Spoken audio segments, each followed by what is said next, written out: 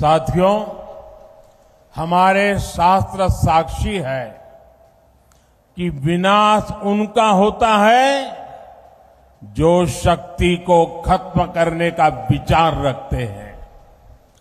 ऐसे खतरनाक आइडियाज को हराने की शुरुआत 19 अप्रैल को सबसे पहले मेरा तमिलनाडु करेगा।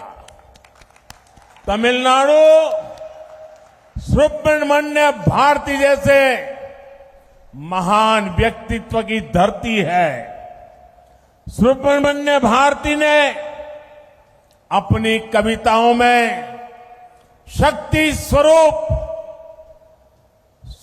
स्वरूप में भारत मां की उपासना की थी। उन्होंने देश की नारी शक्ति की उपासना की थी। उसी शक्ति का उपासक ये आपका सेवक मोदी भी है।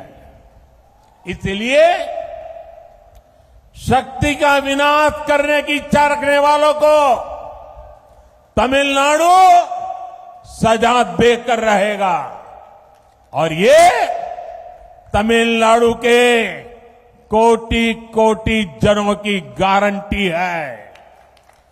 நண்பர்களே, இந்த இந்து தர்மத்தில் வழிபாட்டுக்குரிய இந்த சக்தியின் தன்மையை அழிக்க நினைப்பவர்களுக்கு நான் சொல்லிக் கொள்கிறேன், இதை அழிக்கணும்னு நினைக்கிறவங்க தான் அழிஞ்சு போனதுக்கான ஏராளமான அடையாளங்கள் நம்ம சாஸ்திரங்கள்ல இருக்கு.